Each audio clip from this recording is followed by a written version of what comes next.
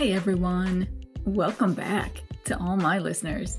This is episode number 1 of season 9. Today is Wednesday, May 3rd, 2023. My name is Sonal Patel, and this is the Paint the Medical Picture podcast series. That's right, you guys heard me. It's a brand new season to start a brand new month. Mayflowers are popping up everywhere here despite the cooler spring weather. So it's awesome. Love it up here. All right, you guys. Now, I just wanted to remind you, if you didn't know already, or if it's your first time tuning in, thank you so much and welcome. But Anchor is now Spotify for podcasters. So there's been lots of new branding on social media, and there's a lot of new features and definitely some analytics that have been tweaked as well. The most important thing for me is definitely that I need your continued support of my content-rich value-add podcast on Spotify. So I went ahead and provided a link in my show notes for all of you to use and show your loyal support to this podcast, Paint the Medical Picture podcast. It's super easy to follow the podcast on Spotify since almost 50% of you listen in on your iPhones. So that's a new analytic that they just updated for my podcast, as well as the fact that just over 40% of you actually listen to my Paint the Medical Picture podcast on your web browsers. So also on your computers while you're working, definitely easy to just go ahead and download that Spotify app on your desktops as well. So can't wait to see my new growth of audience members on Spotify. Thanks so much, you guys. Now, let's get into today's episode. It's the first Wednesday of the new month of May, so I thought it's high time that I bring back my very popular Grab Bag Newsworthy feature. Now, today's Grab Bag holds updates on the hospital price transparency enforcements, as well as behavioral health integration services, and the very newsworthy fact that it is Mental Health Awareness Month. And of course, I'm going to move on and talk about my compliance tips and my compliance recommendations in Trusty Tip. And I wanted to keep everything mental health related, right? So in that section, I'm going to be focusing on my Trusty Tips on Psychotherapy Documentation. And I'm going to go ahead and close out today's episode with the remarkable quote on success by Winston Churchill. If you guys have checked me out on LinkedIn, you know I'm all about compliance and protecting our physicians and our valued healthcare professionals when it comes to the business of medicine. I hope this week with me brings you enough to take back to your organizations, to want to dive in deeper, to use my tips and best practices to ensure success. I hope this podcast will help you boost the quality of documentation capture and improve your coding accuracy as you help all of your providers paint the medical picture. If you like what you're hearing, please go ahead and hit that subscribe button now so you don't miss another episode. Please write in a review and kindly drop me a 5-star rating on Apple Podcasts. And definitely start following this podcast on Spotify or wherever you find my podcast. It's available in so many platforms. I'd really love seeing all of your support.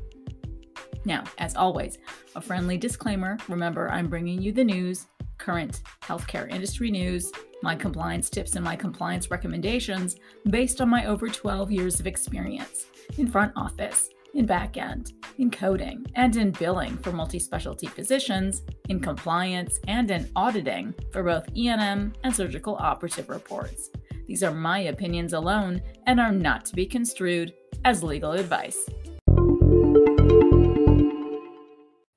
Today's episode is sponsored by Advanced Coding Services, a leading medical billing and medical coding school in the United States.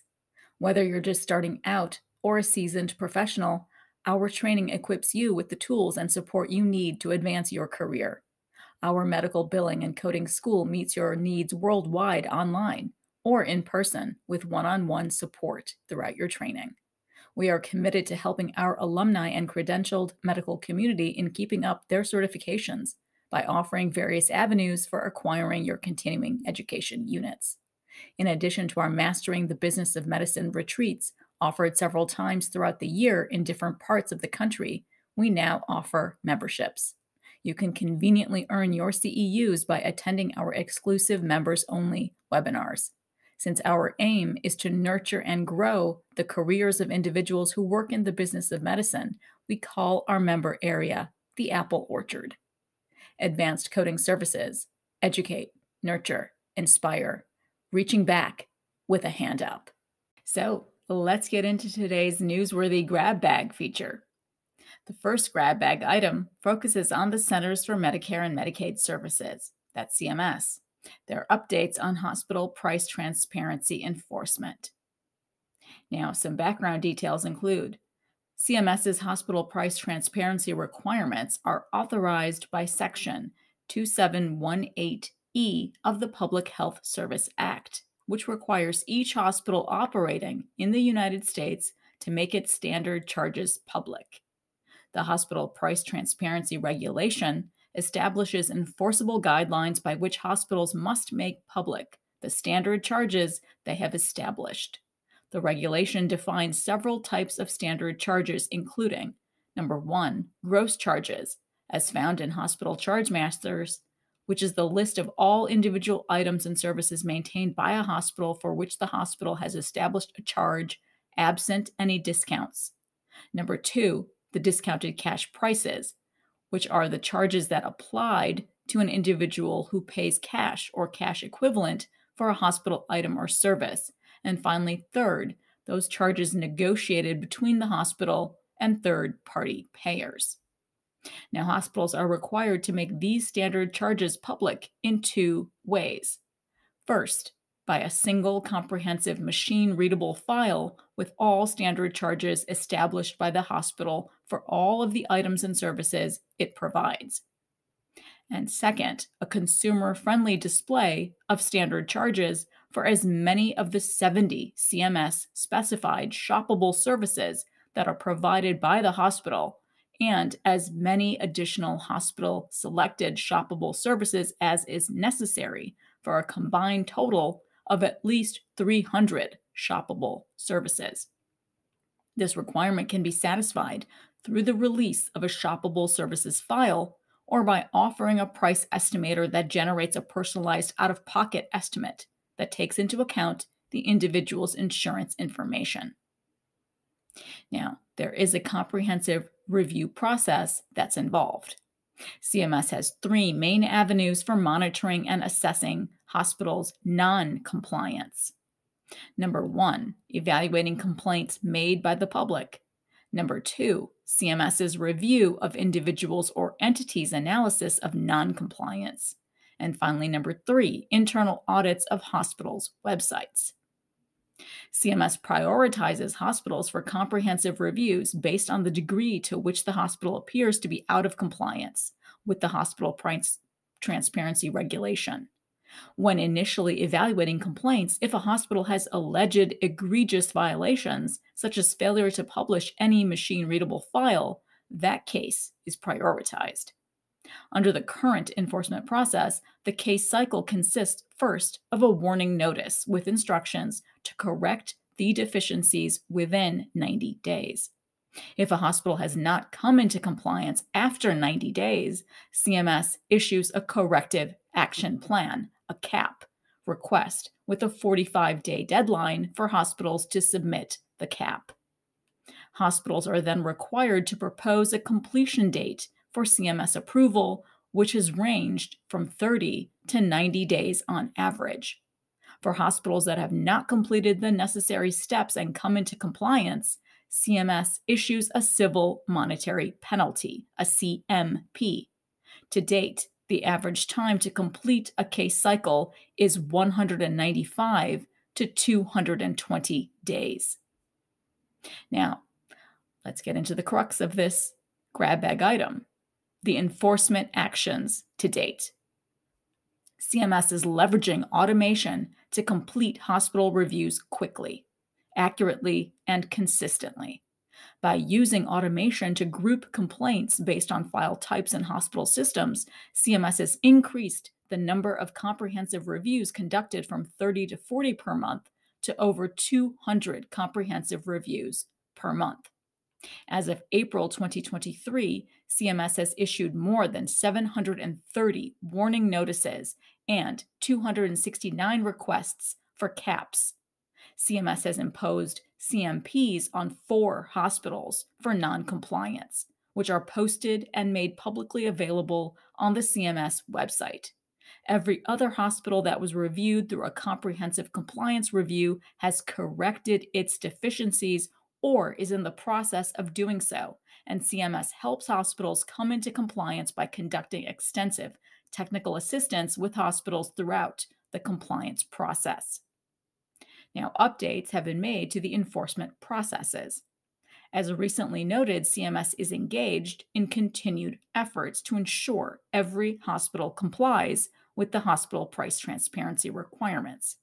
As part of these efforts, CMS is updating their enforcement process with respect to areas that do not require rulemaking with the following changes. Number 1, requiring corrective action plan or CAP completion deadlines. CMS will continue to require hospitals that are out of compliance with the hospital price transparency regulation to submit a CAP within 45 days from when CMS issues the CAP request. CMS will also now require hospitals to be in full compliance with the hospital price transparency regulation within 90 days from when CMS issues the CAP request, rather than allowing hospitals to propose a completion date for CMS approval, which can vary. This change will standardize and streamline the timeframe and promote compliance at earlier dates. Number 2, CMS will also be imposing CMPs, or civil monetary penalties, earlier and automatically. Currently, CMS does not impose automatic CMPs for failure to submit a requested CAP or failure to come into compliance within 90 days from when a CAP request is issued. CMS will now automatically impose a CMP on hospitals that fail to submit a CAP at the end of the 45-day CAP submission deadline. Before imposing the CMP, CMS will re-review the hospital's files to determine whether any of the violations cited in the CAP request continue to exist, and if violations are found, impose a CMP. For hospitals that submit a CAP by the 45-day CAP submission deadline but fail to comply with the terms of that CAP by the end of the 90-day deadline, CMS will re-review the hospital's files to determine whether any of the violations cited in the CAP request continue to exist, and if so, impose an automatic CMP. And finally, third, streamlining the compliance process. For hospitals that have not made any attempt to satisfy the requirements, which means those that have not posted any machine-readable file or shoppable services lists or price estimator tools, CMS will no longer issue a warning notice to the hospital and will instead immediately request that the hospital submit a CAP. Currently, CMS does not issue CAP requests without first issuing a warning notice. So these enforcement updates will shorten the average time by which hospitals must come into compliance with the hospital price transparency requirements after a deficiency is identified to no more than 180 days or 90 days for cases with no warning notice, and will complement future efforts. CMS is continuing to engage interested parties, including patients, consumer advocates, researchers, and other experts, as well as hospitals, to obtain their feedback on the most useful and meaningful ways to display hospital standard charge information and exploring how to further drive standardized reporting of price transparency information. Now, the second Newsworthy Grab Bag features CMS's Behavioral Health Integration Services. Behavioral Health Integration, or BHI, incorporating behavioral health care with primary care, is an effective strategy to improve mental, behavioral, or psychiatric health for many patients. Medicare covers 2 types of behavioral health integration, or BHI, services. The first is Psychiatric Collaborative Care Model, or COCM approach. Now, here, They use CPT codes 99492 through CPT code 99494, as well as HCPCS code G2214 to bill.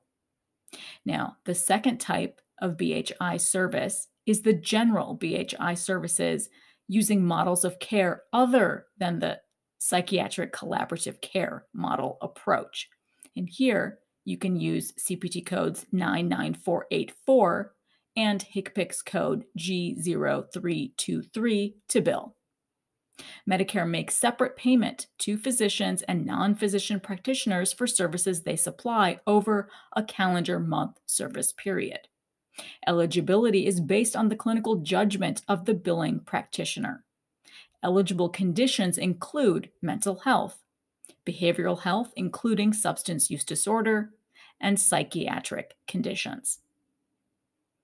Now, finally, the third Newsworthy Grab Bag item features the fact that the month of May is dedicated to mental health awareness.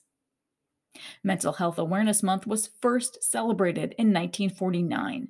It was commemorated by the Mental Health America organization, which was then known as the National Committee for Mental Hygiene, and then later as the National Mental Health Association before it received its current name.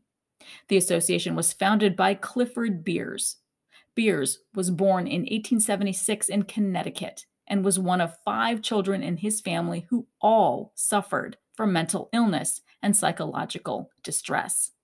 All of them also went on to spend time at mental institutions, and it was from his hospital admittance that he discovered that the mental health field had a notorious reputation for malpractice, maltreatment, and immense bias.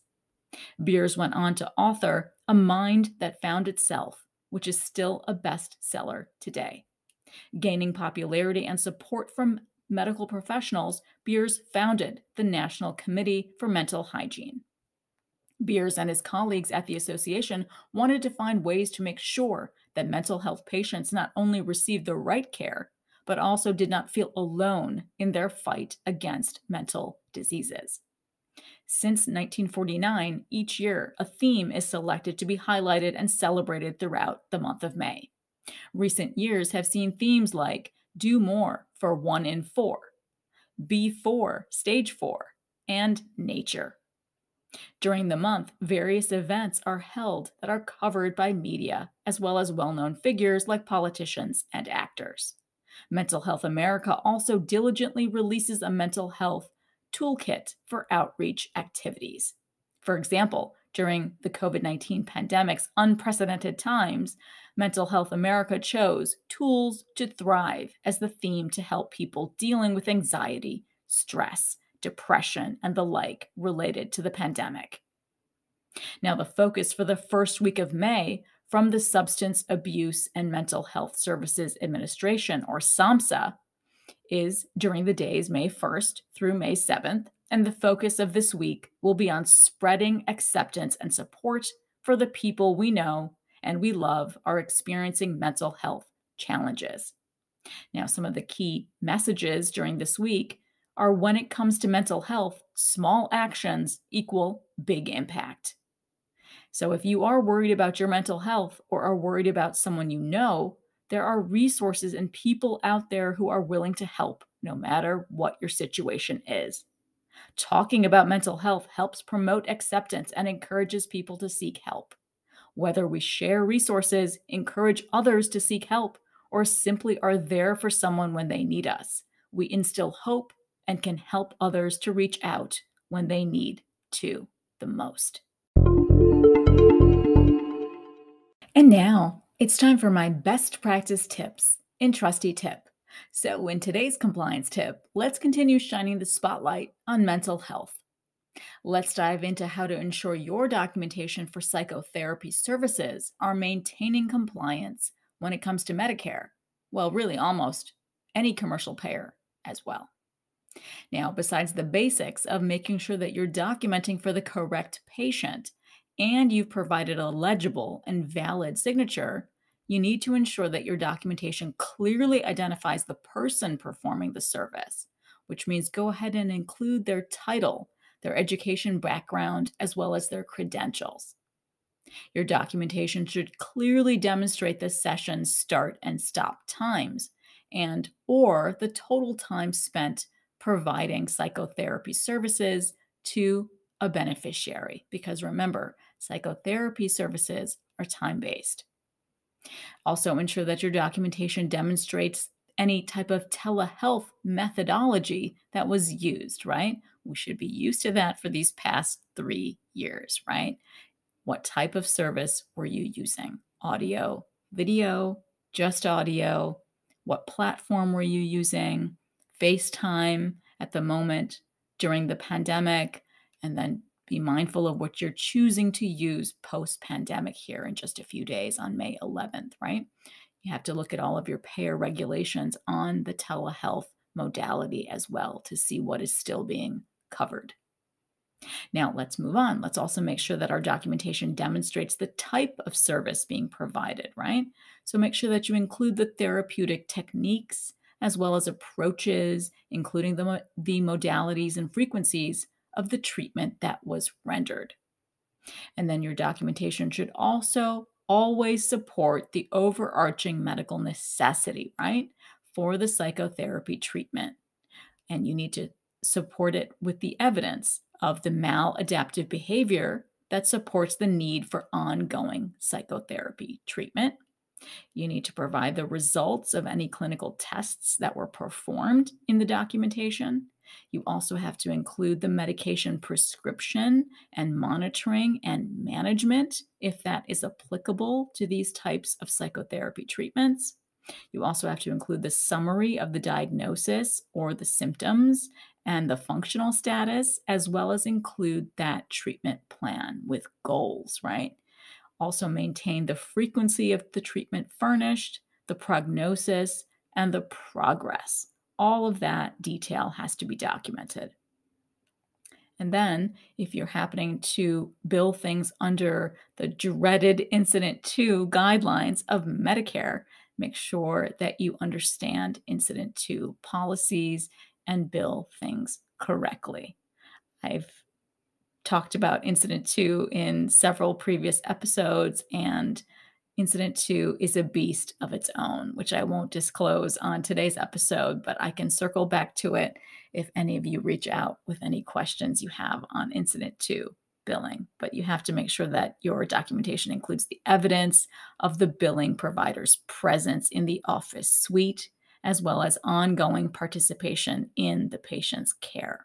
All of that has to be detailed in the documentation. Now, for services that include that additional evaluation and management component, that E&M component, you have to make sure that there's a separate note highlighting the evaluation and management service as well. Now, let's not forget that our psychotherapy services continue to be scrutinized by CMS. There's still an active targeted probe and educate floating around at the various MACs in the country. So be very, very mindful if you happen to be a provider who is delivering these types of psychotherapy services. It's fundamental, if you have Medicare as a payer, to keep your eye on correct and compliant coding and billing practices and make sure that you are adhering to all of them. A better, smarter approach is one that's proactive and starts by painting a clear, rich, and vibrant medical picture the first time, so your certified medical coder can then abstract codes with accuracy. And finally, I focus Season 9 Spark on success. I want this 9th season Spark to be filled with our world's thought leaders, writers, artists, philosophers, everyone who inspires the need for success in all we strive to do. So, in this week's inspiring quote in Spark is from Winston Churchill. Success is not final. Failure is not fatal. It is the courage to continue that counts. Absolutely true, right? I think this is an amazing quote that reminds us that success is never final. There's so much that can change the outcome. Life's paths are many. and we may encounter ups and downs, starts and stops. Failing something or not meeting a goal is not the end of the world. I think this quote reminds us that we have to keep going. We have to persist at finding success. Whatever that means to each and every one is different. Your success looks different than my success. This quote inspires us to keep going, to find the courage to meet our own success. I'm happy Winston Churchill's spark still burns brightly in all of us today. So that wraps up today's episode. And as always, I appreciate you all diving into today with me. If you want more information from me, please go ahead and follow me on LinkedIn. I'll leave links to everything in the show notes below. All right, you guys, in my final note today, let's keep waving our green ribbons for Mental Health Awareness Month. Remember, please keep carving out time each and every day for yourselves. That insane, almost never-ending PHE, that public health emergency, is almost over. Something else we can definitely celebrate on May 11th, 2023, just a few days away. Anyways, you guys, I wish you all an amazing, spectacular, happy week ahead. Thank you guys so much for listening in on today's episode, and I hope every week with me brings you closer to helping your providers paint a masterpiece. See you next Wednesday.